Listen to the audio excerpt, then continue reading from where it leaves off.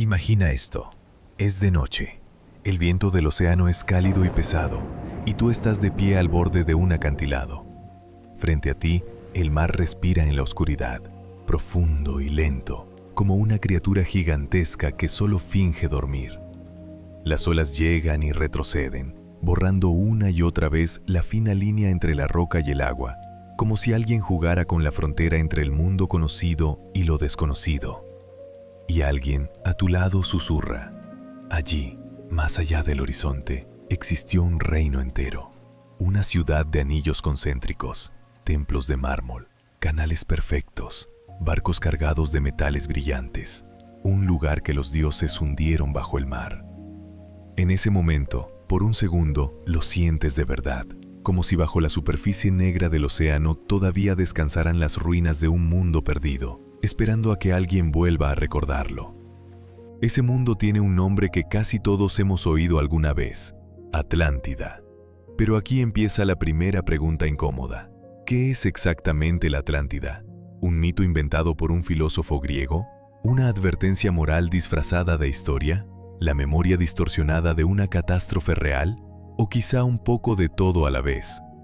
Para responder, tenemos que dejar el acantilado y viajar atrás en el tiempo, casi 2400 años, hasta una ciudad llena de polvo, voces y debates. Atenas, en el siglo IV antes de nuestra era. No hay submarinos ni sonar, no hay imágenes de satélite ni documentales. Lo que hay son plazas llenas de ciudadanos discutiendo, maestros y discípulos, escuelas de filosofía y largas noches de conversación. En una de esas escuelas, un hombre de mirada aguda y mente obsesionada con las preguntas más grandes de la existencia se sienta a escribir. Su nombre es Platón, y es aquí, en sus diálogos, donde la Atlántida aparece por primera vez. Este es un punto clave. Toda la historia de la Atlántida que conocemos nace de un solo autor y de dos textos concretos: el Timeo y el Critias. No hay crónicas egipcias que hablen claramente de ella. No hay inscripciones fenicias con su nombre. No hay mapas antiguos donde aparezca Atlántida al borde del mundo.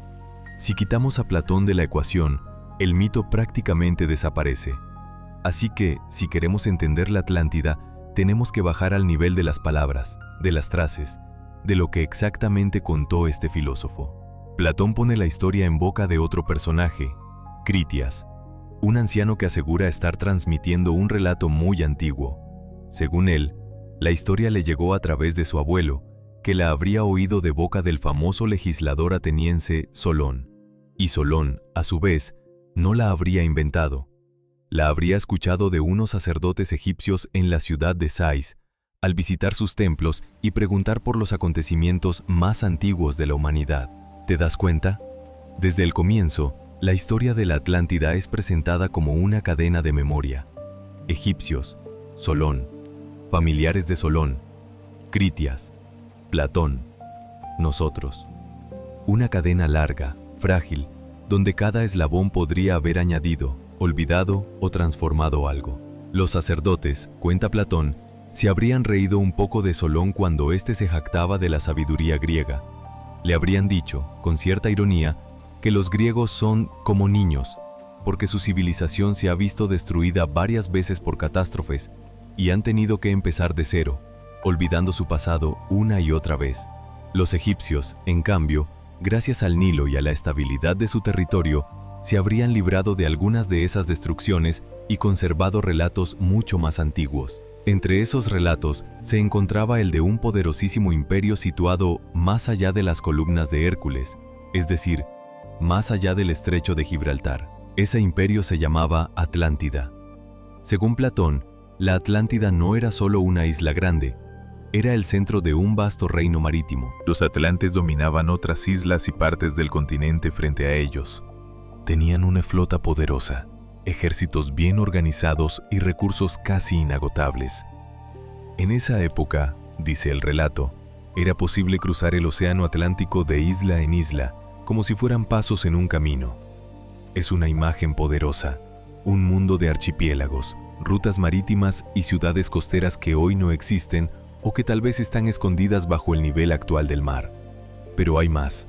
Platón describe la isla principal de la Atlántida con un nivel de detalle que parece casi un plano arquitectónico. nos habla de una gran llanura rectangular, de canales excavados con precisión matemática, de un sistema de anillos concéntricos de mar y tierra donde se levantaba la ciudad principal. En el centro estaba la Acrópolis, el corazón del poder, un templo dedicado a Poseidón, el dios del mar y de los terremotos, levantado en piedra, cubierto de metales brillantes, con estatuas gigantes y muros decorados. Se mencionan metales extraños, como el oricalco, el segundo en valor después del oro, que recubría paredes y columnas. Se habla de fuentes de agua dulce y caliente, de jardines, de hipódromos, de puertos repletos de barcos. Todo está pensado para darnos una sensación muy clara: riqueza, orden, poder, sofisticación. Una civilización que se sabe fuerte y que cree que lo será siempre. Y aquí es donde la historia de Platón deja de ser solo una descripción urbanística y se convierte en una especie de espejo moral. Porque, según el filósofo, los atlantes no fueron siempre corruptos. En sus orígenes, cuando, dice el mito, Poseidón se unió con una mujer mortal llamada Clito y engendró los primeros reyes de la isla, la Atlántida era una sociedad relativamente justa. Sus gobernantes eran valientes, inteligentes, moderados. La abundancia no les había destruido todavía, pero con el tiempo, esa virtud se fue deteriorando. La mezcla de lo divino con lo humano se diluyó, y la ambición, la arrogancia y el deseo de dominarlo todo empezaron a triunfar sobre la sabiduría. ¿Te suena este patrón? Es casi una plantilla de la caída de las civilizaciones. Prosperidad, soberbia, abuso, colapso. En el clímax del relato, la Atlántida decide extender su poder más allá de lo razonable. Intenta someter a otros pueblos, avanzar hacia el Mediterráneo, dominar incluso a Grecia. Atenas, la ciudad de Platón, aparece entonces como la heroína inesperada, pequeña pero valiente, que resiste la expansión atlante. Es una guerra que, según el relato, se pierde en la bruma del tiempo, antes de las grandes inundaciones. Y entonces ocurre lo inevitable. Los dioses, indignados por la corrupción de los atlantes, deciden castigarlos. La tierra tiembla, las aguas suben, y en un solo día y una sola noche de desgracia, la isla de la Atlántida se hunde en el mar, arrastrando con ella a sus guerreros, sus templos, sus murallas y su orgullo. A partir de ese momento, el océano se vuelve innavegable en esa zona, lleno de lodo y restos, como un cementerio líquido. Hasta aquí, si lo miramos solo como mito, la historia es perfecta. Tiene origen divino, esplendor, decadencia moral, castigo cósmico. Es casi una tragedia griega a escala continental. Pero ahora viene la parte incómoda, la que interesa a historiadores, geólogos y arqueólogos. ¿Y si hubiera algo de realidad detrás de esta leyenda? ¿Y si Platón no hubiera inventado todo desde cero, sino que se basara en ecos lejanos de algún desastre auténtico transmitidos a través de generaciones? Muchos investigadores modernos han planteado esta posibilidad. Cuando observamos la historia de las civilizaciones antiguas, descubrimos que el Mediterráneo y el Atlántico cercano han sido escenarios de terremotos, tsunamis y erupciones volcánicas gigantescas. La explosión de la isla de Tera, Santorini, por ejemplo, en la Edad del Bronce, generó una destrucción masiva que pudo haber afectado a pueblos enteros, como los minoicos de Creta. En otras palabras, el mundo antiguo conoció desastres capaces de borrar ciudades de la faz de la tierra en cuestión de horas. Para un testigo de aquella época, ¿cómo sonaría eso siglos después? Tal vez como un continente hundido, un reino tragado por el mar, una historia contada, exagerada, adaptada, hasta convertirse en algo como la Atlántida. Sin embargo, también debemos tener cuidado. A veces, nuestro deseo de encontrar la verdad histórica detrás de cada mito nos hace forzar las piezas. Platón tenía un objetivo filosófico muy claro. Quería hablar de la ciudad ideal, del buen gobierno, de la virtud frente a la corrupción. Poner a Atenas como la heroína y a la Atlántida como el imperio arrogante que cae era, para él, una forma poderosa de enseñar una lección política y moral. Y si la Atlántida, más que un lugar, fuese un espejo donde Platón proyectó sus miedos y esperanzas sobre el futuro de su propia ciudad. Lo fascinante es que, más de 2 milenios después, seguimos atrapados en esa pregunta.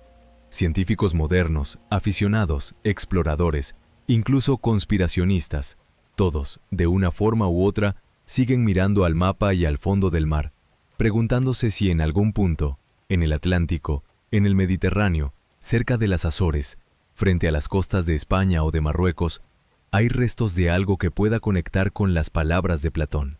En esta primera parte hemos viajado desde la orilla oscura del océano hasta las páginas del Timeo y el Critias. Hemos visto cómo nace la Atlántida, no como un simple cuento de marineros, sino como un relato cuidadosamente construido, con raíces en Egipto, en la memoria de Solón y en la pluma de un filósofo que buscaba algo más que entretener. Ahora ya tenemos las piezas básicas. Un imperio marítimo poderoso, una ciudad de anillos concéntricos, templos brillantes, metales extraños, una caída provocada por la arrogancia y un castigo divino en forma de terremotos e inundaciones. Pero aún faltan muchas preguntas por responder. ¿Dónde podría estar si realmente existió? ¿Hay algún lugar en el mapa o bajo el agua que encaje con la descripción de Platón? ¿Qué dicen la geología, la arqueología y las leyendas de otros pueblos sobre tierras sumergidas y ciudades perdidas? En la siguiente parte, vamos a abandonar por un momento las palabras del filósofo y mirar el planeta como lo haría un investigador moderno. Mapas, fallas tectónicas, volcanes, antiguas costas hoy ocultas bajo el nivel del mar. Tal vez, entre datos científicos y ecos de mitos, empecemos a ver si la Atlántida fue solo una historia perfecta o la sombra de algo que realmente ocurrió. Imagina ahora que apagamos la voz de Platón por un momento y encendemos otra pantalla, mucho más moderna, la del mapa del mundo visto desde el espacio. La imagen es fría, casi clínica. No hay dioses, no hay templos de oricalco, no hay héroes, solo continentes, océanos, cordilleras submarinas, zonas de subducción, fallas, dorsales. Y, sin embargo, incluso desde esa mirada científica, la pregunta sigue flotando. Si hubiera existido un lugar como la Atlántida, ¿dónde demonios podría haber estado? Platón nos deja una pista muy concreta. La Atlántida se encontraba más allá de las columnas de Hércules, es decir, más allá del estrecho de Gibraltar. Esa frase ha sido como un imán durante siglos, porque cuando sales del Mediterráneo y entras en el Atlántico, el mapa se abre de golpe. Al norte, las costas de la península ibérica y Francia. Al sur, Marruecos y el vasto litoral africano.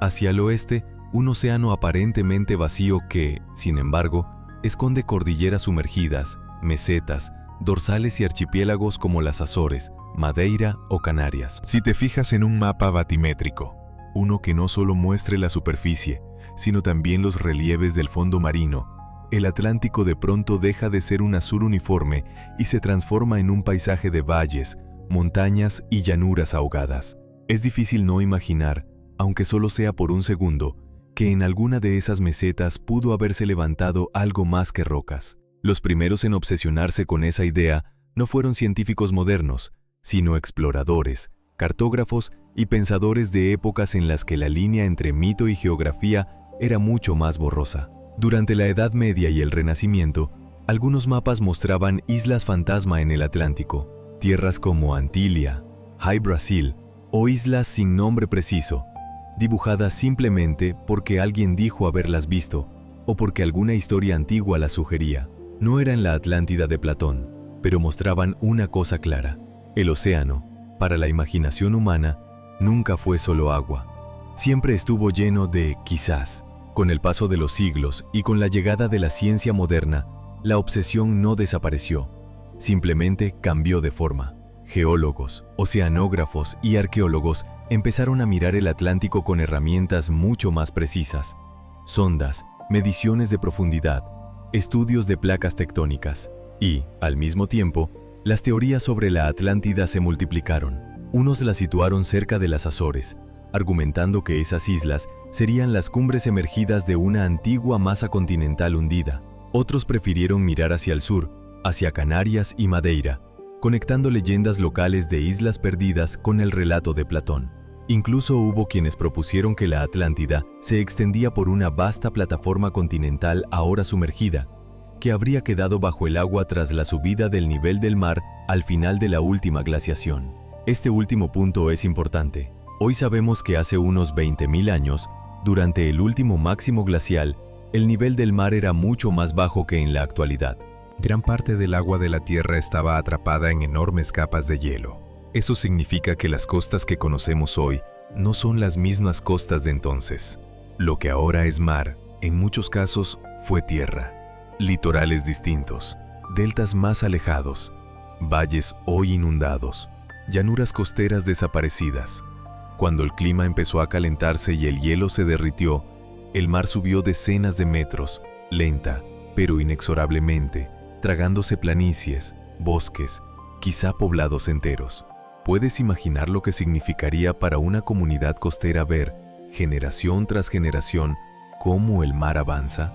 Tal vez, para los descendientes de esos pueblos, la historia se resumiría en una frase tan simple y poderosa como: nuestra tierra se hundió bajo las aguas. Y sin embargo, aquí aparece la primera gran advertencia. Que el nivel del mar haya subido, que existan llanuras sumergidas y relieves ahogados, no significa automáticamente que una civilización avanzada como la descrita por Platón haya estado allí. Es muy fácil dejar que el deseo de encontrar una Atlántida real nos haga encajar las piezas a golpes, como si el mapa fuese un rompecabezas forzado. La ciencia, sin embargo, exige otra cosa: evidencia, restos, estratos, artefactos, estructuras que puedan fecharse, compararse, contextualizarse. Por eso, mientras algunos investigadores serios exploran el fondo marino en busca de huellas de ocupación humana antigua, arqueólogos más prudentes recuerdan que, por ahora, no se ha encontrado ni una sola ciudad submarina que coincida con la descripción de Platón.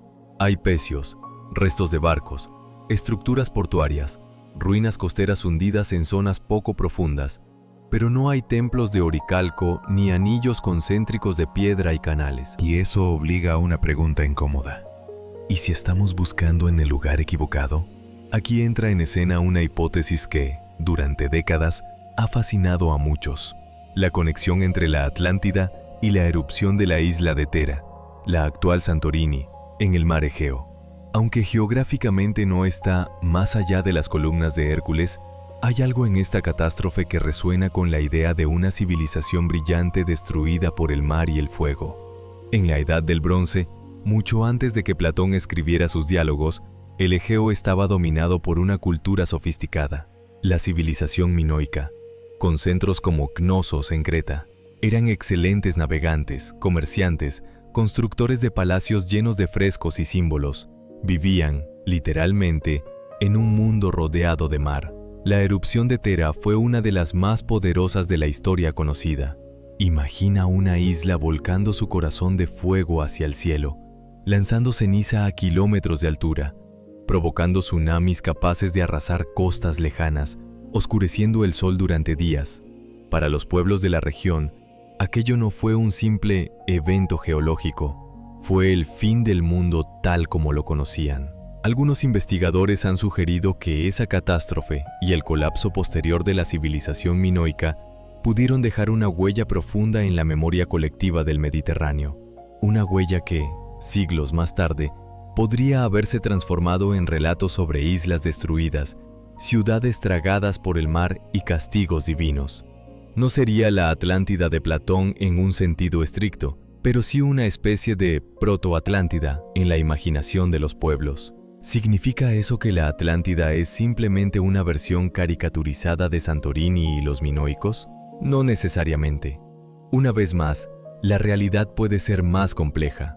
Platón podría haber combinado elementos de historias reales, catástrofes, islas destruidas, civilizaciones marítimas, con su propio proyecto filosófico. Imagina a un narrador que, siglos después de un desastre, recoge fragmentos de canciones, mitos locales, rumores de tierras perdidas y crónicas egipcias, y los utiliza como materia prima para construir un gran relato moral sobre la soberbia de los poderosos.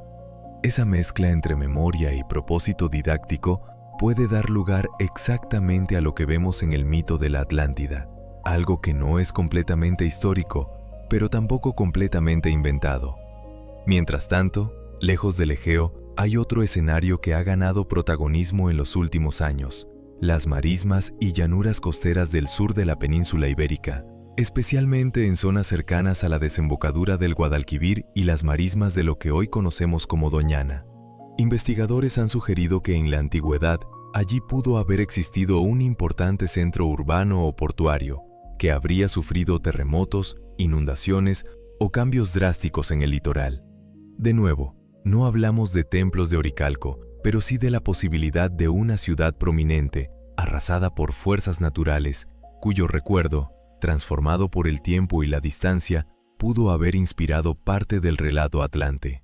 Para los habitantes de la época, ver cómo una ciudad entera se convierte en pantano, barro y agua salada pudo ser igual de chocante que ver una isla hundirse de golpe. Y luego está la dimensión casi psicológica del mito. Los seres humanos tenemos una extraña fascinación por la idea de lo que se perdió.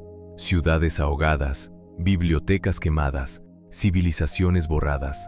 Hay algo en esos relatos que nos habla de nuestra propia fragilidad. Vivimos, construimos, acumulamos riqueza, creamos imperios y, sin embargo, una erupción, un terremoto, un cambio climático, un simple error pueden destruir en días lo que tardamos siglos en levantar. La Atlántida, vista desde esta perspectiva, es casi un recordatorio permanente de que ningún poder es eterno, de que bajo cada mapa estable hay placas que se mueven, aguas que suben, fuerzas que no controlamos. En medio de tantas hipótesis, Atlántico, Azores, Canarias, Santorini, Doñana, plataformas sumergidas, algo se mantiene constante: la ausencia de pruebas definitivas. No hemos encontrado el gran templo central, ni los anillos concéntricos, ni la ciudad intacta bajo una capa de sedimento. Tampoco hemos hallado textos antiguos, independientes de Platón, que describan claramente la misma historia con el mismo nivel de detalle. Y, sin embargo, el mito sigue vivo, tanto que cada nuevo descubrimiento arqueológico cerca de la costa, cada anomalía detectada en un escaneo del fondo marino, cada estructura sumergida, aunque sea un simple muro portuario romano, es recibida por algunos como posible Atlántida.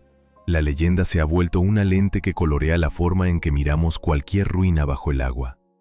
En esta segunda parte, hemos cambiado de escenario, de los diálogos de Platón al mapa del mundo, de los templos de Poseidón a las líneas de falla y los tsunamis, de las historias egipcias a las erupciones del Egeo y las marismas ibéricas. Hemos visto cómo la ciencia intenta acercarse a una leyenda sin perder la cabeza, buscando puntos de contacto sin caer en la fantasía fácil. Pero aún falta algo fundamental para entender por qué la Atlántida se ha vuelto tan poderosa en la cultura moderna. El salto que dio desde los textos de Platón a las sociedades esotéricas, a los escritores del siglo XIX, a las teorías de continentes perdidos y razas avanzadas, a los libros de misterios y, finalmente, a la cultura pop. En la siguiente parte, vamos a seguir la pista de la Atlántida no en el fondo del mar, sino en la mente humana.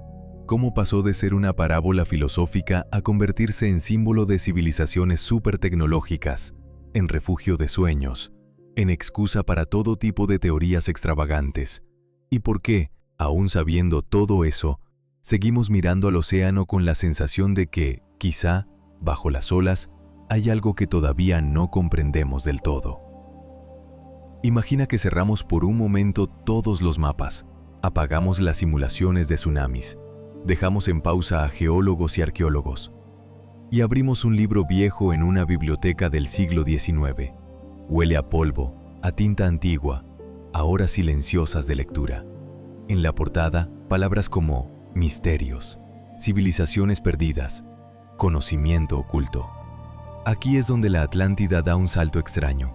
Deja de ser solo un episodio en los diálogos de Platón y se convierte en algo mucho más grande, más difuso, más cargado de fantasía. Entra, literalmente, en el territorio de lo esotérico. Durante muchos siglos, la historia de la Atlántida estuvo relativamente dormida. Los filósofos la conocían, algunos eruditos la comentaban, pero no era una obsesión colectiva. Sin embargo, a partir del siglo XIX, en plena revolución industrial, con las ciudades llenándose de humo y máquinas, con la ciencia avanzando a un ritmo casi vertiginoso, comenzó a crecer también una especie de nostalgia por lo perdido. Conocimientos antiguos, sabidurías olvidadas, mundos que supuestamente habrían sido más puros o más sabios que el nuestro. La Atlántida encajaba perfectamente en esa necesidad. Era como una caja vacía en la que cada uno podía guardar sus sueños, sus miedos, sus teorías. Uno de los nombres clave en esta transformación es Helena Blavatsky, fundadora de la Sociedad Teosófica. A finales del siglo XIX, ella y otros autores esotéricos empezaron a hablar de razas raíz, ciclos cósmicos de la humanidad, continentes desaparecidos. De repente, la Atlántida ya no era solo una isla poderosa que se hundió por la ira de los dioses. Se convertía en el hogar de una civilización casi sobrehumana, dotada de capacidades psíquicas, conocimientos espirituales avanzados, tecnologías que hoy llamaríamos imposibles.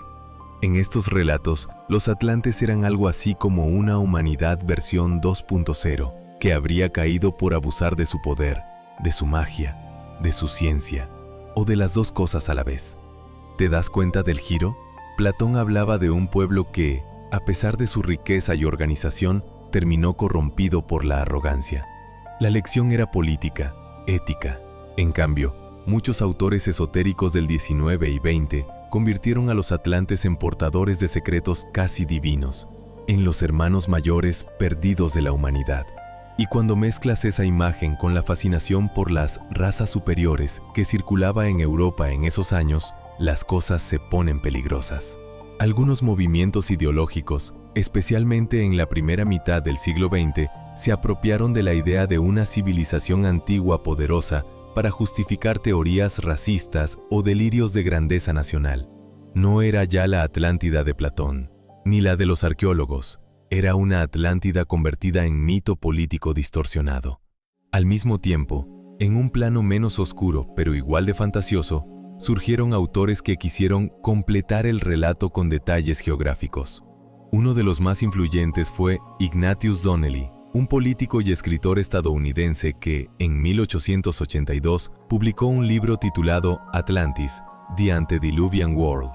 Donnelly estaba convencido de que la Atlántida había sido una civilización real que había influido en prácticamente todas las culturas antiguas. Veía paralelos entre pirámides egipcias y estructuras americanas, entre mitos de inundaciones en distintos continentes, entre símbolos y relatos. Y, aunque hoy muchas de sus conclusiones están desacreditadas, su libro tuvo un impacto enorme en la imaginación pública. A partir de él, la idea de una civilización madre que habría sembrado conocimiento por todo el mundo se volvió tremendamente popular. La ciencia, por supuesto, reaccionó con escepticismo. Geólogos señalaban que no había indicios de un gran continente hundido en medio del Atlántico en tiempos recientes. Antropólogos recordaban que las culturas se desarrollan y se influyen entre sí de forma compleja, sin necesidad de una Atlántida maestra. Pero la magia de estos relatos no estaba en su precisión, sino en su capacidad de alimentar una sensación, la de que hay un eslabón perdido, un origen común, algo anterior al diluvio que explicaría de golpe todos los enigmas de la historia humana. Y luego llegó la cultura popular, que hizo con la Atlántida lo que suele hacer con todo mito potente. Lo adaptó, lo simplificó, lo vistió con colores, aventuras y héroes. A medida que el siglo XX avanzaba, la Atlántida empezó a aparecer en novelas de aventuras, cómics, películas, dibujos animados, videojuegos. En algunos casos, se presentaba como una ciudad altamente tecnológica bajo el mar, con cúpulas de cristal y vehículos brillantes. En otros, como un reino mágico, lleno de criaturas marinas y hechiceros. A veces estaba situada en el Atlántico, otras en el Mediterráneo, otras casi en cualquier parte. La fidelidad al texto de Platón dejó de importar. Lo importante era el símbolo. Piensa, por ejemplo, en cuántas veces has visto la imagen de una ciudad luminosa sumergida, con torres iluminadas por una luz azul filtrada por el agua. Esa estética se ha vuelto casi un subgénero por sí sola. La Atlántida, en ese sentido, ya no es solo una historia, es un lenguaje visual. Cada vez que alguien quiere hablar de una civilización avanzada pero perdida, un mundo antiguo pero futurista al mismo tiempo, la referencia a Atlante está ahí, aunque no se mencione explícitamente. El New Age y los movimientos espirituales contemporáneos también adoptaron su propia versión del mito. Para algunos, la Atlántida es un recuerdo almacenado en el inconsciente colectivo, un símbolo de vidas pasadas, de traumas antiguos de la humanidad que todavía estaríamos sanando. No faltan quienes aseguran recordar haber vivido allí, o quienes hablan de cristales atlantes, tecnologías de energía limpia desarrolladas hace miles de años, templos de sanación que un día volverán a emerger. Desde un punto de vista científico, nada de esto tiene apoyo, pero desde un punto de vista psicológico, nos dice algo importante, que la idea de haber pertenecido a algo grandioso, perdido de forma trágica, nos atrae profundamente. ¿Por qué? Tal vez porque todos, a nivel individual, conocemos la experiencia de perder algo, una etapa, una relación, una forma de vivir. La Atlántida es como la versión mítica de ese sentimiento, proyectada a escala planetaria. Hubo un tiempo mejor, puro, avanzado. Lo arruinamos, se hundió, y ahora caminamos entre ruinas sin recordarlo del todo. Es casi una metáfora de la nostalgia humana. Mientras tanto, la ciencia sigue haciendo su trabajo en paralelo, sin detenerse demasiado en las versiones esotéricas. Oceanógrafos cartografían el fondo marino como un nivel de detalle impensable hace un siglo. Arqueólogos estudian ciudades costeras sumergidas, pero con nombre, contexto y cronología clara. Puertos hundidos por terremotos, poblados inundados por presas modernas, templos costeros devorados por la erosión. Cada descubrimiento real, una ciudad neolítica bajo el agua, restos romanos cubiertos por sedimentos marinos, estructuras prehistóricas ocultas por lagos, confirma una cosa: el mar sí ha devorado parte de nuestra historia, no como un solo gran cataclismo universal, pero sí en miles de episodios locales, pequeñas Atlántidas repartidas por el mundo, menos espectaculares que la ciudad de Platón, pero igual de reales para quienes las habitaron. Aquí aparece una tensión interesante que merece la pena que tengamos presente mientras escuchas estas historias. La tensión entre el deseo de creer y el esfuerzo por comprender. Por un lado, la mente se siente atraída por la idea de una respuesta simple y épica. La Atlántida lo explica todo. Por otro lado, la realidad histórica y geológica suele ser más fragmentada, más gris, más compleja. No hay una sola civilización madre, sino muchas culturas interactuando, influyéndose, desarrollando sus propias soluciones a los mismos problemas básicos de la vida. Y sin embargo, no hace falta destruir el mito para apreciar la verdad. Podemos mirar a la Atlántida con dos ojos distintos a la vez. Con uno, el del niño que se maravilla, imaginando anillos de canales, templos brillando al amanecer, barcos cruzando un mar tranquilo antes de la catástrofe, ciudades que se encienden bajo el agua como luciérnagas gigantes. Con el otro, el del investigador, reconociendo que detrás del mito puede haber capas de memoria sobre inundaciones reales, movimientos de placas, cambios climáticos, y también el reflejo de nuestros propios miedos a perder lo que creemos seguro. En cierto modo, la historia moderna de la Atlántida nos dice tanto sobre nosotros como sobre el pasado. Nos habla de una humanidad que, cuanto más avanza tecnológicamente, más obsesionada parece estar con lo que pudo haber sido antes. Nos cuenta cómo, en épocas de crisis, la gente busca en continentes perdidos y sabidurías ocultas una salida, una pista, una promesa. Y también nos advierte de algo, de lo fácil que es manipular los mitos, retorcerlos para justificar ideologías, vender falsas esperanzas o construir fantasías que ocultan problemas muy actuales. Pero a pesar de todos los excesos, distorsiones y teorías extravagantes, hay algo indiscutible. La Atlántida ha demostrado ser una de las historias más resistentes de la humanidad. Ha sobrevivido a cambios de época, religiones, sistemas políticos, paradigmas científicos. Ha mutado, ha cambiado de rostro, ha pasado del pergamino a la pantalla, del templo filosófico a la plataforma de streaming. Y aquí estás tú, siglos después de Platón, escuchando todavía hablar de ella. En esta tercera parte, hemos seguido el rastro del mito a través de libros esotéricos, movimientos ideológicos, novelas de aventuras, películas, videojuegos y corrientes espirituales contemporáneas. Hemos visto cómo la Atlántida dejó de ser solo una lección moral de un filósofo griego para convertirse en un símbolo casi universal de lo perdido, de lo que pudo ser más grande que nosotros y se hundió por causas que quizás se parecen demasiado a las nuestras. En la siguiente parte vamos a hacer algo distinto. En lugar de preguntar ¿dónde estaba? O ¿existió de verdad? Vamos a preguntarnos ¿por qué la necesitamos? Vamos a mirar el mito de la Atlántida como un espejo psicológico y social. ¿Qué dice sobre nuestro miedo al colapso? Sobre la forma en que pensamos el progreso, sobre nuestra relación con el mar, con la memoria y con la idea del fin.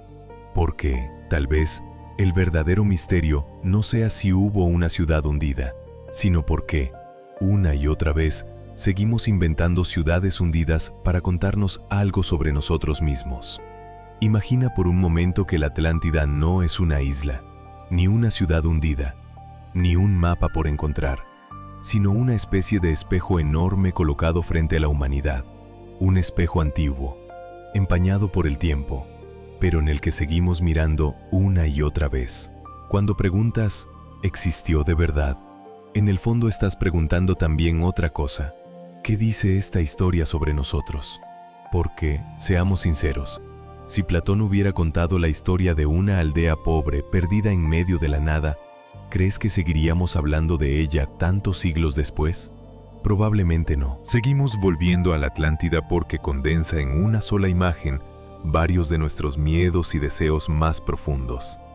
El miedo al colapso, la fascinación por el poder, la nostalgia de un antes mejor, la sospecha de que estamos repitiendo un error antiguo.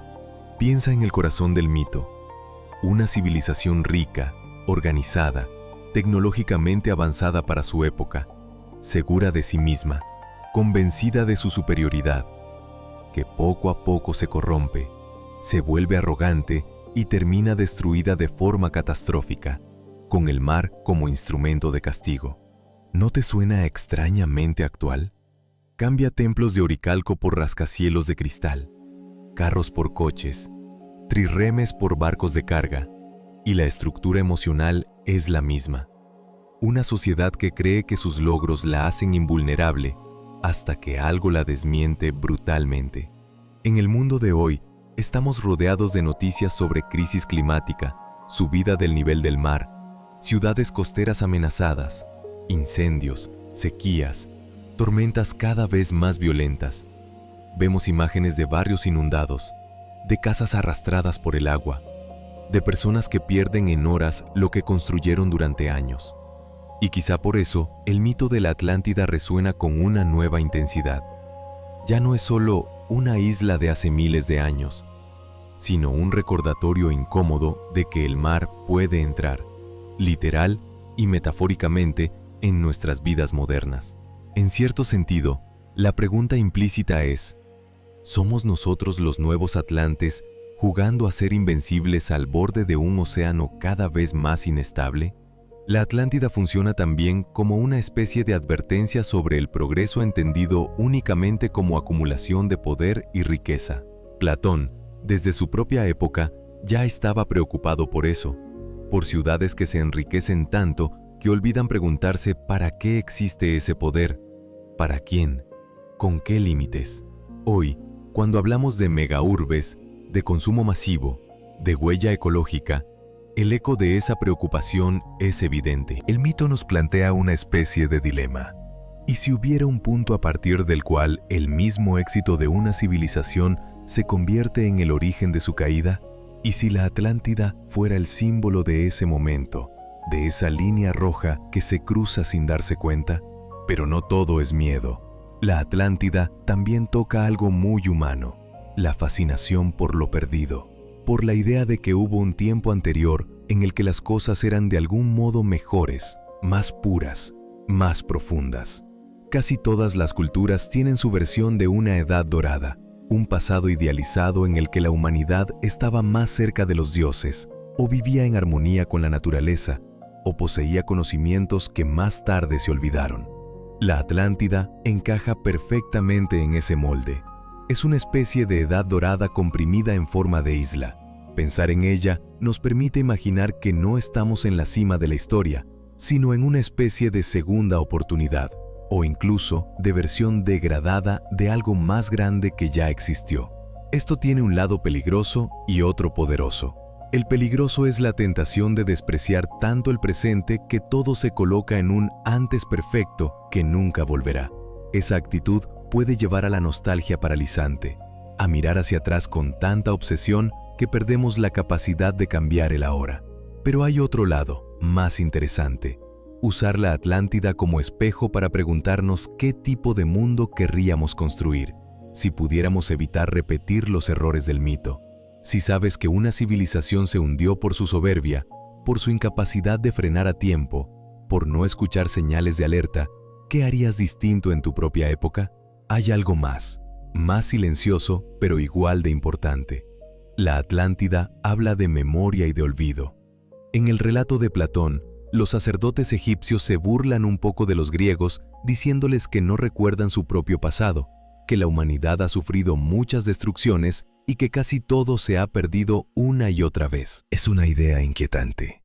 Quizá nuestra historia no es una línea clara, sino un archivo lleno de huecos, de páginas arrancadas por catástrofes naturales, guerras, incendios, decisiones políticas. La Atlántida sería entonces el símbolo de todo lo que la historia oficial no registra: ciudades sin nombre, culturas sin escritura, voces borradas por el agua o por el fuego. Si lo piensas, la arqueología moderna es, en cierto modo, una lucha constante contra ese olvido. Cada fragmento de cerámica, cada muro descubierto, cada huella de una casa antigua es una victoria pequeña contra el tiempo. Y aunque nunca encontremos una Atlántida, tal como la imagina la ficción, cada hallazgo real, un pueblo neolítico sumergido, una ciudad arrasada por un volcán, un puerto hundido tras un terremoto, nos recuerda que el mundo está lleno de pequeñas Atlántidas, historias que casi desaparecieron y que solo resurgen porque alguien tuvo la paciencia de buscarlas. La Atlántida también habla de nuestra relación con el mar. Durante siglos, el océano ha sido símbolo de lo desconocido, de lo peligroso, pero también de lo prometedor. Es frontera y puente a la vez. Por arriba, barcos, comercio, exploración. Por abajo, sombras, restos, profundidades donde la luz no llega. Situar una civilización perdida en el fondo del mar es una forma muy efectiva de decir: aquí hay un límite que todavía no entendemos del todo. Incluso hoy, con toda nuestra tecnología, hemos explorado mejor la superficie de la Luna que los abismos más profundos de la Tierra. No es raro que la imaginación llene ese espacio con ciudades hundidas, templos, secretos. Hay otro detalle psicológico curioso. La Atlántida nos permite hablar del fin sin tener que hablar de nuestro propio fin de forma directa. Es más fácil decir: ellos se hundieron porque se volvieron arrogantes, que preguntarnos: ¿en qué cosas nos estamos volviendo arrogantes nosotros? Es como contarle a un niño una fábula sobre otro personaje para que entienda una lección sin sentirse atacado. De la misma manera, el mito nos ofrece una especie de distancia de seguridad. Podemos analizar la caída de los atlantes desde fuera y luego, si queremos, hacer el ejercicio incómodo de mirar alrededor y preguntarnos: ¿qué parte de esa historia se parece demasiado a nuestra realidad? También es interesante cómo la Atlántida dialoga con una pregunta muy contemporánea. ¿Qué es realmente el progreso? ¿Es tener más tecnología, más construcciones, más consumo, más velocidad? ¿O tiene que ver con aprender a vivir con ciertos límites, con cierto respeto a fuerzas que no controlamos del todo? En el relato de Platón, los atlantes tenían abundancia de recursos, organización, poder. Lo que les faltó fue moderación. Hoy, cuando hablamos de desarrollo sostenible, de equilibrio con el entorno, la lección parece casi obvia. Si el progreso ignora los límites ecológicos y éticos, se transforma en amenaza. El mito funciona entonces como un recordatorio de que una ciudad brillante puede convertirse en ruina en muy poco tiempo si el suelo sobre el que se apoya, literal y simbólicamente, empieza a moverse. Y, por último, la Atlántida nos toca en un nivel muy íntimo, el del miedo a perder lo que amamos. Más allá de templos, metales y ejércitos, la imagen de una ciudad hundiéndose implica algo muy personal. Casas que desaparecen, plazas vacías, voces que se callan para siempre bajo el agua. No es casualidad que muchas personas sueñen con inundaciones, olas gigantes, edificios tragados por el mar.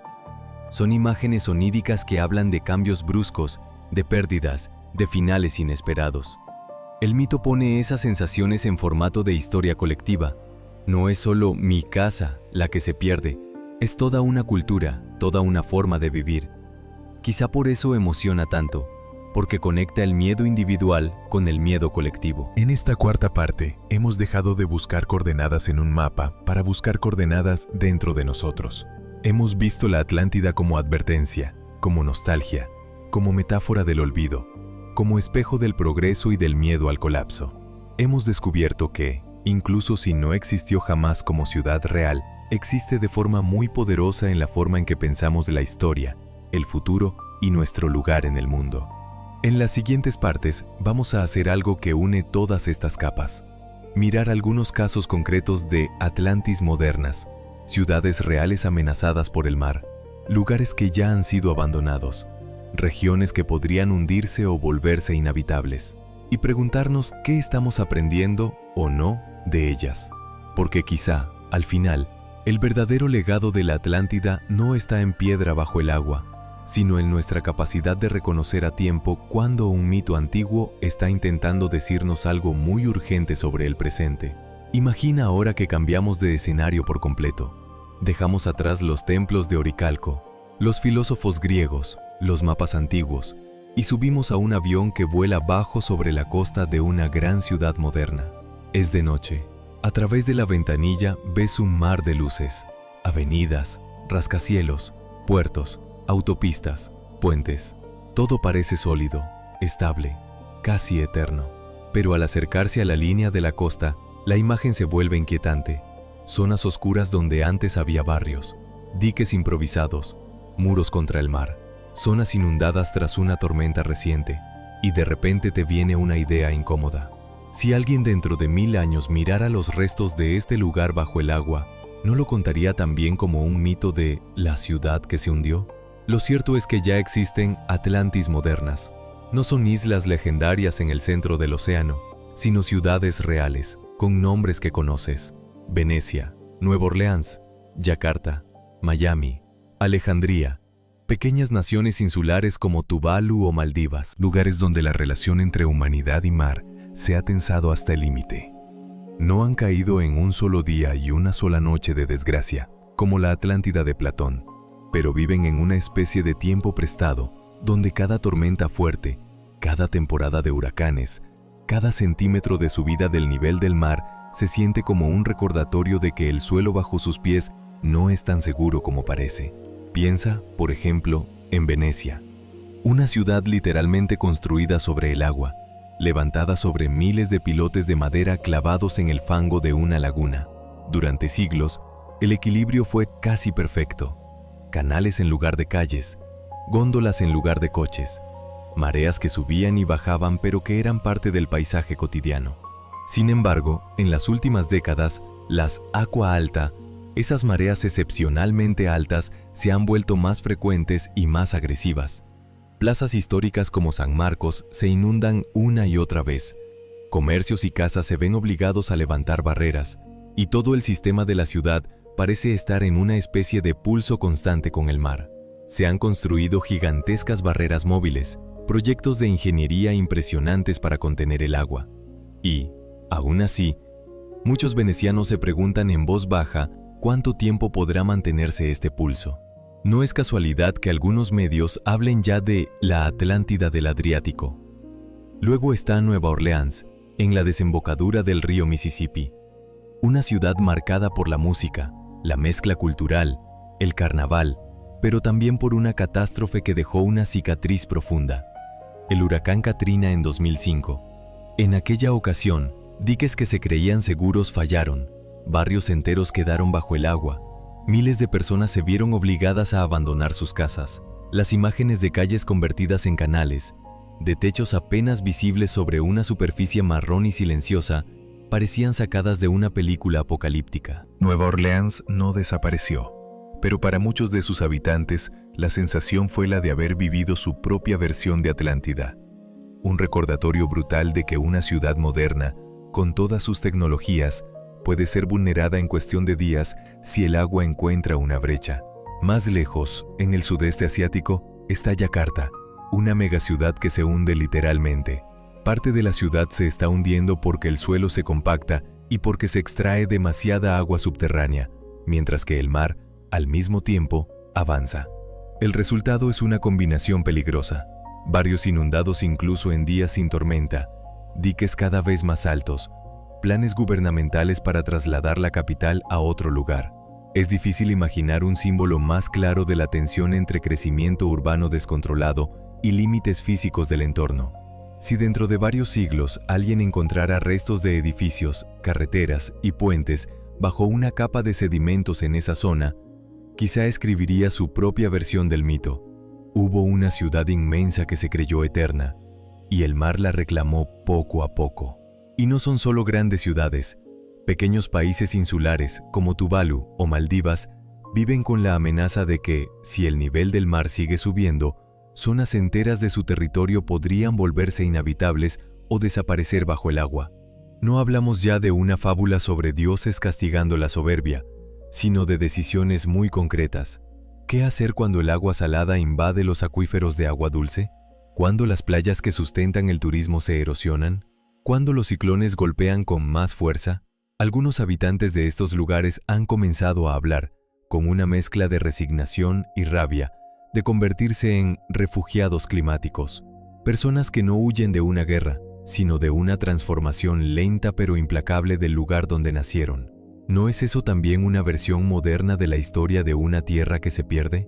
Hay algo profundamente irónico en esto. Mientras discutimos si la Atlántida de Platón fue real o no, estamos viendo, casi en tiempo real, cómo ciertos lugares del planeta viven procesos que, en otra época, se habrían contado en forma de mito. No necesitamos templos de oricalco para que una historia sea trágica. Basta con una casa inundada, una escuela que debe cerrar porque la marea llega a la puerta, un pueblo costero donde las generaciones más jóvenes ya no quieren invertir en construir algo que quizá el mar se lleve en unas décadas. La diferencia fundamental es que, a diferencia de los atlantes de Platón, nosotros conocemos en gran medida las causas. Sabemos que la subida global del nivel del mar está relacionada con el derretimiento de glaciares y capas de hielo, con la expansión térmica del agua al calentarse, con un sistema climático alterado por la actividad humana.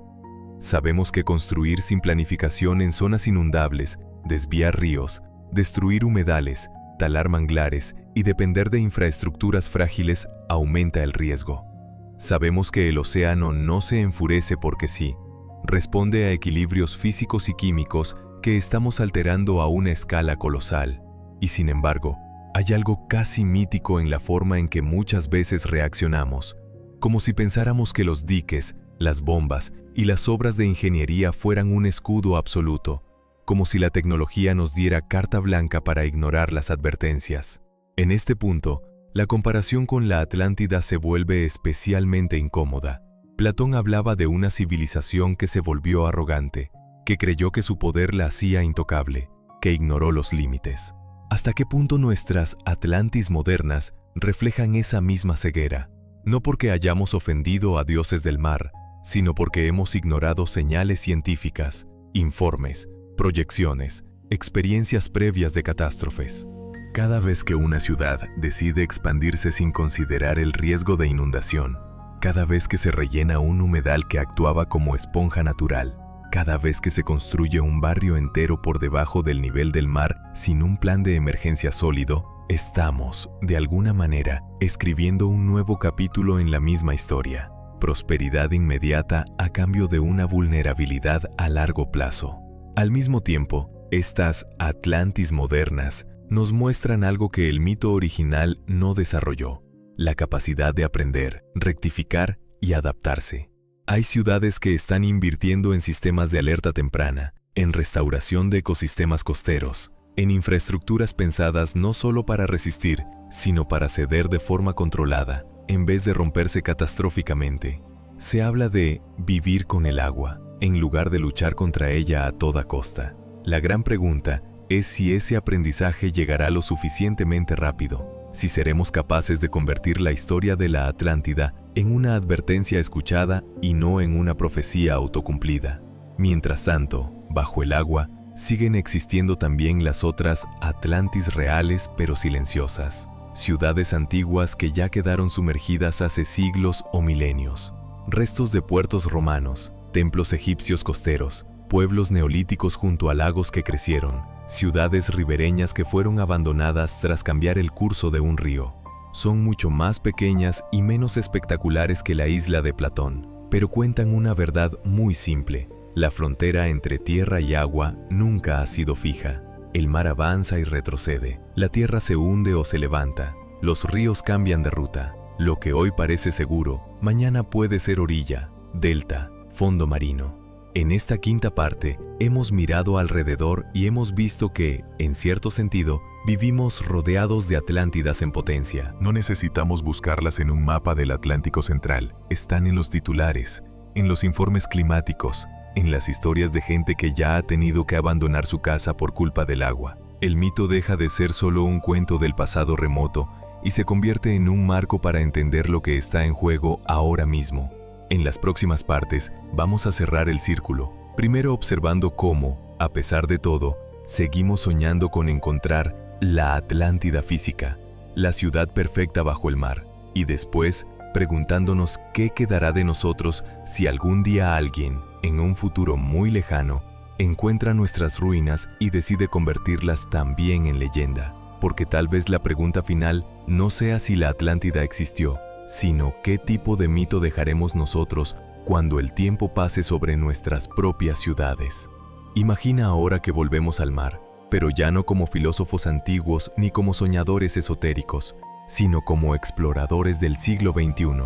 No llevamos túnicas, llevamos trajes de neopreno, cascos, cámaras de alta definición y pequeños robots llenos de sensores.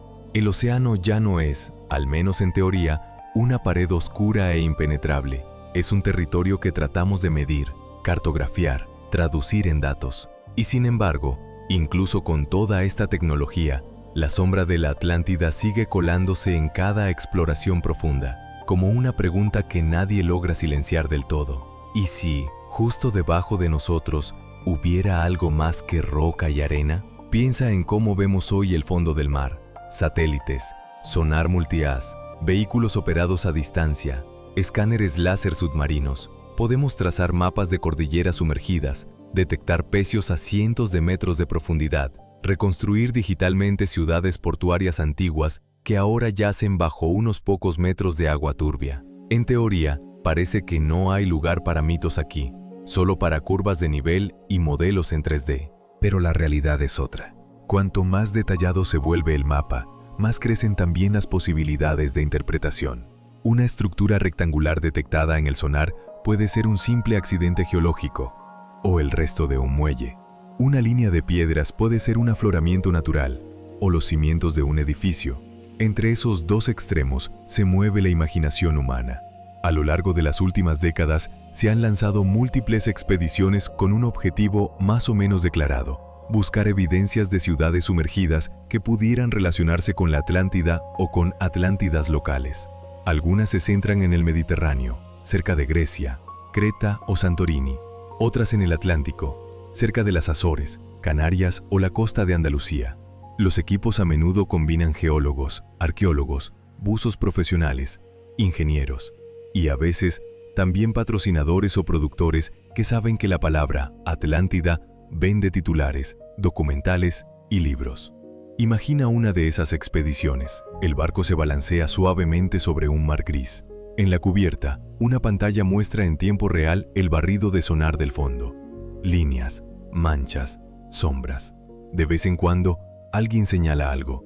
Una forma que destaca, un ángulo demasiado recto, una textura distinta. No es raro que, en ese momento, alguien pronuncie la palabra estructura. Y con esa palabra, el ambiente cambia. La sala de control se llena de una tensión silenciosa, de una mezcla de esperanza y cautela. ¿Será solo una roca? o estaremos a punto de ver algo que nadie ha visto en miles de años. Entonces, lanzan un ROV, un vehículo operado a distancia, una especie de pequeño submarino amarillo o blanco que desciende lentamente en la oscuridad, llevando luces, cámaras, brazos mecánicos. La pantalla se llena de partículas en suspensión. Parece una nevada lenta y silenciosa en el agua. Poco a poco, el contorno del fondo marino aparece.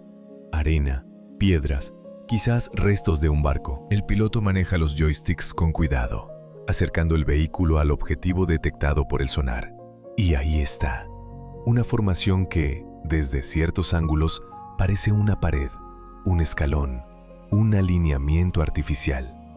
Este momento es crucial, porque lo que se ve en la pantalla no es nunca una prueba en sí misma, es una imagen que debe interpretarse, y la interpretación depende tanto del conocimiento técnico como de las expectativas del que mira. Un geólogo tal vez diga, esto es claramente una formación basáltica fracturada, típica de dorsales oceánicas o de antiguos flujos de lava. Un arqueólogo más entusiasta podría insistir, sí, pero mira estas líneas, parecen bloques colocados. Entre una y otra lectura se libra, en pequeño, la batalla entre mito y ciencia. No porque uno de los dos sea el malo, sino porque la mente humana es especialmente buena para ver patrones, para encontrar significado incluso donde tal vez no lo hay. En algunos casos, las exploraciones han dado resultados indiscutibles. Se han encontrado caminos empedrados bajo lagos, restos de viviendas bajo bahías tranquilas, templos sumergidos cerca de costas que se han hundido por terremotos o por el peso del tiempo. Un ejemplo famoso son las ruinas de Heracleion y Canopo, ciudades egipcias cerca de la actual Alejandría que quedaron bajo el mar hace siglos. Cuando los arqueólogos comenzaron a trabajar allí, recuperaron estatuas colosales, estelas con inscripciones, restos de templos, muelles, herramientas. No eran la Atlántida, pero demostraban algo fundamental. Las ciudades sí pueden desaparecer bajo el agua, y sí pueden permanecer relativamente intactas durante mucho tiempo, esperando a que alguien las redescubra. Al mismo tiempo, también existen falsos positivos, lugares donde un conjunto de rocas rectangulares fue anunciado en titulares como restos de una ciudad milenaria, y, con estudios más detallados, se confirmó que eran estructuras geológicas naturales. O supuestas pirámides submarinas que terminaron siendo montículos de arena y roca sin ningún rastro de intervención humana. Cada desmentido de este tipo alimenta el escepticismo, pero también, curiosamente, aviva el mito. Si una vez más no era la Atlántida, significa que todavía puede estar en otra parte. Hay algo casi poético en ver a estos equipos modernos navegar en busca de una ciudad que, en teoría, no deberían estar buscando. Ningún protocolo científico serio tiene como objetivo oficial encontrar la Atlántida. Los proyectos se plantean con palabras como arqueología subacuática, cartografía de fondos marinos, estudio de llanuras sumergidas del Holoceno. Pero en las entrevistas, en los documentales, en las conversaciones de pasillo, la pregunta aparece una y otra vez. ¿Y si, tal vez, sin admitirlo del todo, una parte de nosotros necesita que alguien continúe esa búsqueda? No porque esperemos encontrar exactamente lo que describió Platón, sino porque la simple posibilidad mantiene viva una chispa de misterio en un mundo que creemos haber medido casi por completo. Y aquí aparece otro elemento interesante, la figura del cazador de Atlántidas. Ese personaje que combina algo de científico, algo de aventurero y algo de narrador. A veces son investigadores con formación sólida que, en su tiempo libre, desarrollan teorías sobre la ubicación de la Atlántida. Otras veces son autores de libros de divulgación que manejan de manera creativa datos reales y suposiciones. En el extremo están quienes, sin ninguna base científica, prometen haber encontrado ya el continente perdido, mostrando imágenes borrosas, mapas dudosos, coincidencias numerológicas. ¿Por qué tienen éxito estas figuras? Tal vez porque encarnan algo que nos cuesta reconocer abiertamente, que incluso en la era de los datos, seguimos queriendo historias. Nos atraen las expediciones con final imprevisible, las hipótesis audaces, la sensación de estar al borde de un descubrimiento que lo cambiará todo. Y la Atlántida es el escenario perfecto para esa fantasía, una especie de premio máximo, una carta comodín que permitiría decir, teníamos razón, siempre hubo algo ahí abajo. La arqueología seria, sin embargo, avanza con otro ritmo, centímetro a centímetro, estrato a estrato, con paciencia casi obstinada. En su trabajo cotidiano, la palabra Atlántida casi no aparece. Lo que importa son fechas, contextos, comparaciones, análisis químicos de sedimentos, reconstrucciones cuidadosas de cómo eran las costas hace miles de años. Paradójicamente, es ese trabajo silencioso el que de verdad está reconstruyendo la historia de nuestras tierras perdidas, no como un gran continente mágico, sino como un mosaico de lugares concretos que se inundaron, se hundieron o cambiaron de forma. Y sin embargo, incluso los arqueólogos más prudentes reconocen algo, que el mito ha tenido un efecto curioso en su disciplina. Al mantener vivo el interés por ciudades sumergidas y tierras perdidas, la Atlántida ha contribuido, indirectamente, a financiar proyectos, a inspirar vocaciones, a dirigir la mirada hacia el mar. Muchos jóvenes que hoy estudian arqueología subacuática comenzaron fascinados por historias de civilizaciones hundidas, aunque después hayan aprendido a separar deseo y evidencia. En ese sentido, el mito ha funcionado como una puerta. Se entra por curiosidad, se permanece por rigor. Imagina entonces la escena final de una de estas jornadas de exploración. El barco vuelve al puerto al atardecer, con las memorias de los ROV llenas de imágenes. En la sala de control, alguien revisa los datos. Hay estructuras interesantes, sí, tal vez restos de un muelle antiguo, quizá fragmentos de ánforas dispersas, indicios de que aquella zona fue costa en otra época. No hay anillos concéntricos perfectos. No hay templos de oricalco. No hay ciudad intacta. Podría parecer decepcionante, pero si miras más de cerca, lo que hay es igual de valioso. Evidencia concreta de cómo vivían personas reales en un pasado remoto, de dónde pescaban, dónde comerciaban, dónde construían sus casas. Pequeñas historias recuperadas del silencio del agua.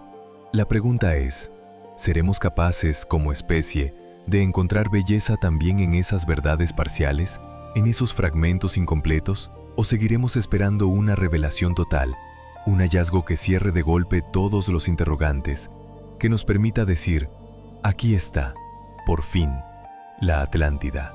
Tal vez la respuesta esté en cómo combinamos nuestras dos miradas, la que anhela el mito y la que se aferra a la evidencia. En esta sexta parte, hemos acompañado a los buscadores modernos, desde los laboratorios hasta los barcos de investigación, desde las pantallas del sonar hasta las profundidades iluminadas por focos blancos.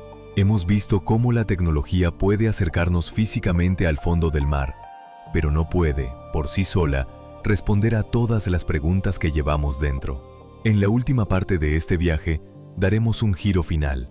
Imaginaremos a futuros arqueólogos estudiando nuestros propios restos, preguntándose por qué nosotros, una civilización tan obsesionada con medirlo todo, seguimos soñando con una ciudad que quizás nunca existió. Y tal vez entonces comprendamos que el verdadero lugar de la Atlántida no está solo en el océano, sino, sobre todo, en la forma en que la humanidad intenta darle sentido al paso del tiempo y a la posibilidad siempre presente de perderlo todo. Imagina, por última vez, que el tiempo se pliega sobre sí mismo como una ola lenta. No estamos ya en la Atenas de Platón, ni en los templos de Egipto, ni en los barcos de investigación del siglo XXI. Estamos mucho más adelante, tanto que si miraras el calendario, los números te parecerían casi ficción. Las ciudades que hoy conoces son ruinas antiguas. Los mapas han cambiado. Algunas costas se han retraído, otras han avanzado. Algunas islas han desaparecido, otras han nacido del fuego de nuevas erupciones. Y, sin embargo, hay algo que no cambia. Un grupo de seres humanos, en algún lugar, inclinados sobre restos, fragmentos, señales. Arqueólogos del futuro, tratando de reconstruir quiénes fuimos nosotros. Imagina a uno de ellos sosteniendo entre las manos un trozo de plástico endurecido, una placa metálica corroída, tal vez un trozo de cerámica con letras borrosas, un trozo de silicio que alguna vez fue parte de un circuito. Para esa persona, nosotros somos lo que para nosotros son los atlantes. Una civilización lejana, poderosa, tecnológicamente avanzada, que dejó huellas por todas partes y, al mismo tiempo, enormes vacíos. Ese arqueólogo no sabe cómo sonaba nuestra música, salvo por registros fragmentarios. No entiende del todo nuestras lenguas, solo algunas, descifradas a fuerza de comparación y paciencia. Tiene hipótesis sobre por qué nuestras ciudades crecieron tanto, por qué algunas quedaron abandonadas, por qué ciertos territorios parecen haber sido evacuados con prisa. Quizás sabe, a grandes rasgos, que hubo una época de crisis climática, de cambios acelerados. Ve en los estratos señales de inundaciones, incendios, sequías, y se pregunta, ¿qué se contaban ellos a sí mismos mientras todo eso ocurría? Revisa antiguos archivos digitales rescatados, reconstruidos con esfuerzo. Fragmentos de películas, documentales, libros, redes sociales. Entre miles de historias dispersas, una palabra se repite una y otra vez. Atlántida. La ve en títulos de videos, en novelas, en artículos de divulgación, en memes. La encuentra mencionada en foros, en conferencias, en debates científicos, en conferencias espirituales. Y entonces, inevitablemente, se hace la misma pregunta que nos hemos hecho en este viaje. ¿Por qué esta historia les importó tanto? Desde su perspectiva, la Atlántida es un mito doble. Por un lado, es el relato clásico de Platón, que ese arqueólogo futuro ha leído en ediciones digitales restauradas. El diálogo de un filósofo que usa una isla poderosa como ejemplo de la caída moral de una civilización.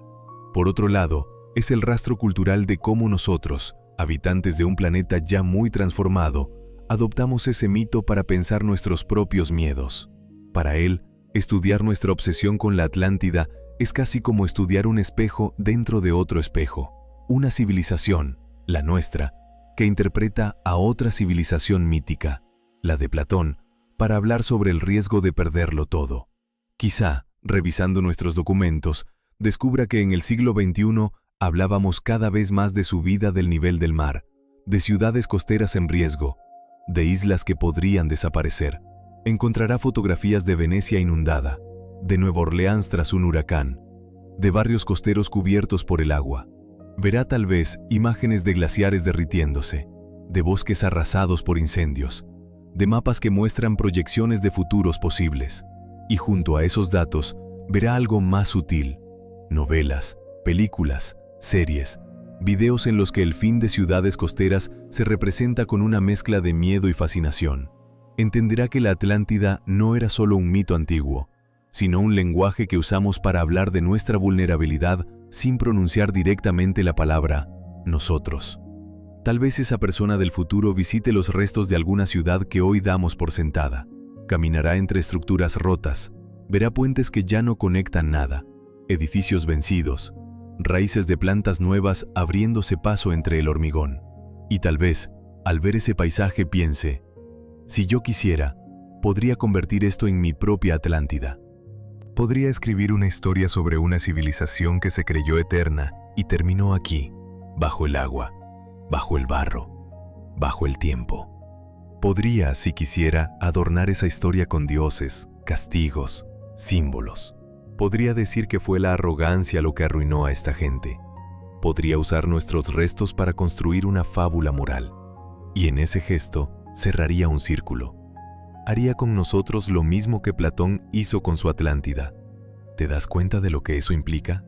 Que, igual que nosotros, nunca sabremos del todo qué hubo detrás de las palabras de Platón, si hubo una base histórica concreta o solo una gran metáfora. Ellos tampoco sabrán del todo qué hubo detrás de nuestras decisiones. Verán huellas materiales, señales físicas, pero la experiencia interna, la mezcla de conocimiento, negación, miedo, esperanza con la que vivimos nuestras crisis, les será tan difícil de captar como a nosotros entender qué se sentía al vivir en la Atenas del siglo IV a.C. Y sin embargo, harán lo que hacemos nosotros: imaginar, completar huecos, construir relatos, usar el pasado para hacerse preguntas sobre su propio presente. Tal vez, en ese futuro, La palabra Atlántida siga existiendo, pero transformada.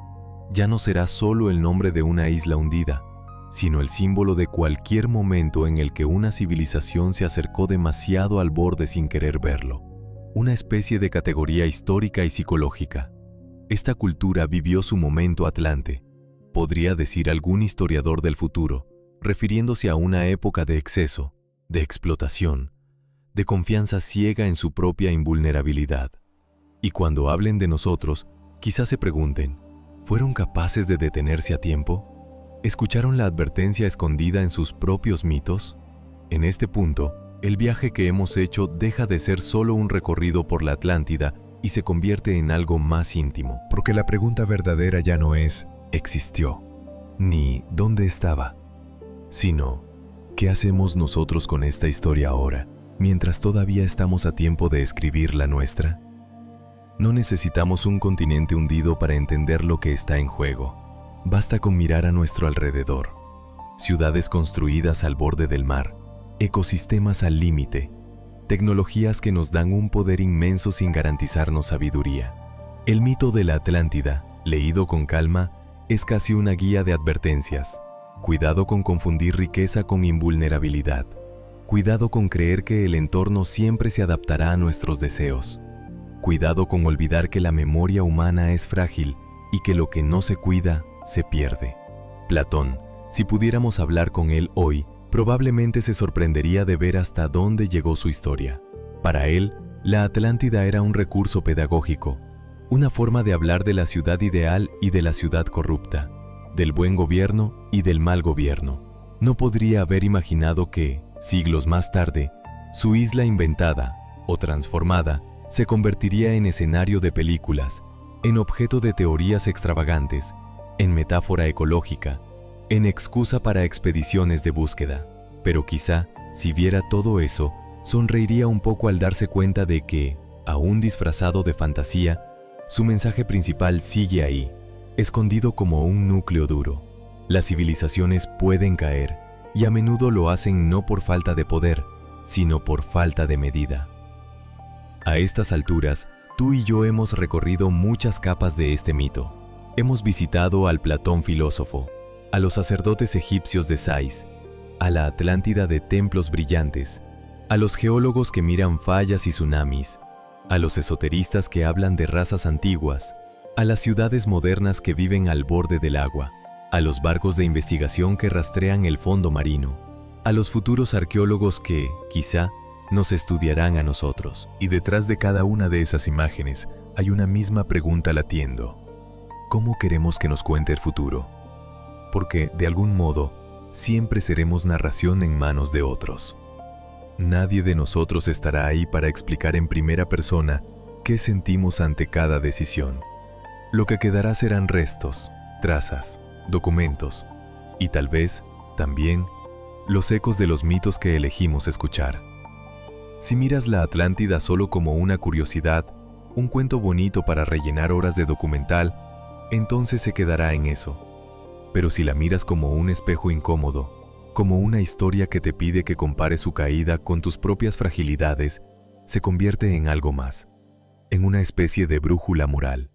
Quizá por eso, al final de este viaje, la imagen más poderosa no es la del continente hundido, ni la de los templos de oricalco brillando bajo el sol, ni la de los barcos modernos rastreando el fondo del mar. Es una mucho más simple. Tú, frente a una pantalla, o frente a una ventana que da al mar, o al río, o a la ciudad, preguntándote en silencio qué parte de tu mundo está construida como la Atlántida, y qué parte podría cambiar aún. No hablamos solo de grandes decisiones globales, hablamos también de cosas pequeñas. La forma en que vivimos, consumimos, recordamos, ignoramos. Cada elección, sumada a millones de otras, es lo que, al final, construye o destruye una forma de vida. Tal vez nunca encontremos una Atlántida literal. Tal vez la isla de Platón sea para siempre un territorio de la imaginación, una ciudad que existe solo en palabras, en dibujos, en reconstrucciones digitales. Pero eso no la hace menos real en otro sentido. Su fuerza no está en si podemos bucear hasta sus ruinas, sino en si somos capaces de escuchar lo que esa historia nos susurra desde el fondo del tiempo. Y ahora, después de 7 partes, quizá la pregunta ya no es ¿crees en la Atlántida?, Sino algo mucho más directo. Si supieras que tu propia ciudad, tu propio mundo, corre el riesgo de repetir esa caída, ¿qué estarías dispuesto a cambiar? La respuesta, por supuesto, no está en ningún templo hundido. Está aquí, en la superficie, en la única Atlántida que todavía no se ha escrito del todo, la nuestra.